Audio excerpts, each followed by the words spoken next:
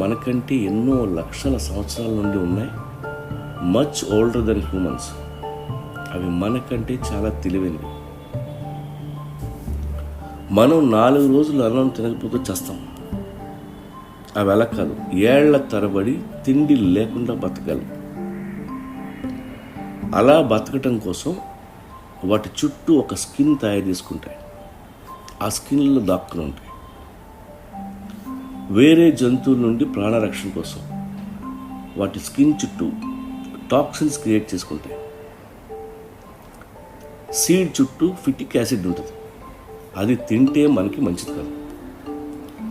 అందుకే ముందు వాటిని వాటర్లో సోక్ చేసి ఆ తర్వాత తినాలి. అప్పుడే మంచిగా డైజెస్ట్ అవుతాయి, టేస్టీగా కూడా ఉంటాయి. లేకపోతే మీ పొట్ట బ్లూటీగా ఫీల్ అవుతారు, కడుపు నొప్పి, క్రాంప్స్ రావడం జరుగుతాయి.